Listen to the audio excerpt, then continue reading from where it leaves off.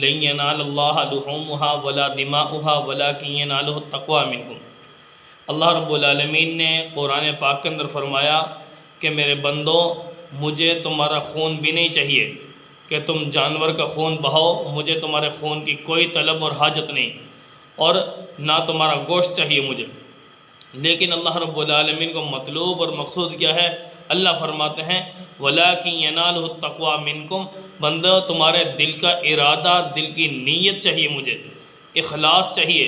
اگر تم اتنا بڑا جانور کرتے ہو، اتنا پیسہ خرچ کرتے ہو، دکھلاوا مقصود ہوا، ریاکاری مقصود ہوئی، یا اس میں حرام پیسے کے ذریعے سے تم نے اس قربانی کو کیا، یا کسی جانور میں حرام پیسہ بطور حصہ کے جمع کروا دیا، تو اللہ رب العالمین فرماتے ہیں میرے ہاں کوئی قابل قبول نہیں ہے۔ تو یاد رکھنا، جب اللہ رب العالمین نے ہم پر یہ لازم کی ہے قربانی، ہم مسلمان ہیں، سال بعد اللہ کے اس فریضے کو پورا کرنے کے لیے اللہ کے سامنے حاضر ہوتے ہیں، اللہ کے نام پر ذبح کرنے کے لیے تیار ہوتے ہیں، تو میرے بھائیو دوستو اپنی نیت کو خالص کریں۔ بالخصوص وہ افراد جو ایک جانور میں 7 افراد شریک ہیں، سمجھا رہی نا؟ گائے، بھینس، اونٹ وغیرہ میں جو چند افراد شریک ہوتے ہیں، بالخصوص ان تمام کے تمام افراد کے لیے لازم اور ضروری ہے کہ ذبح کرنے سے پہلے کم از کم اپنی نیتوں کو خالص ایک مرتبہ کر لیں۔ کیوں؟ اگر کسی ایک کی بھی نیت گوشت کھانے کی ہوئی، بھائی کھانا تم نہیں ہے، کہاں جائے گا؟ بھائی تم نے ہی کھانا ہے، تمہارے ہی گھر میں رہنا ہے، ٹھیک ہے؟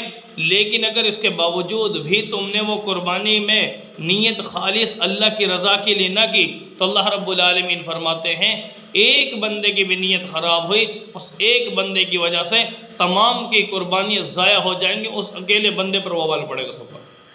تو میرے بھائی دوستو، اللہ رب العالمین فرماتے ہیں نہ مجھے خون چاہیے، نہ مجھے تمہارا گوشت چاہیے، مجھے صرف دل کا تقوی اور دل کی نیت اور للہیت چاہیے بس۔ اگر تم نے دکھلاوا کر لیا تو اللہ فرماتے ہیں میرے ہاں کوئی قابل قبول نہیں۔ اس سے میرے بھائی دوستو، ذبح کرنے سے پہلے ایک مرتبہ اپنے اس جانور کے اندر جب ذبح کرنے لگے ہو، قربانی کے لیے اپنے نیتوں کو صحیح کر لو، اخلاص کے ساتھ اللہ رب العالمین کے لیے اس میں نیت کرو، تاکہ تمہارا یہ عمل اللہ کے ہاں قابل قبول ہو جائے۔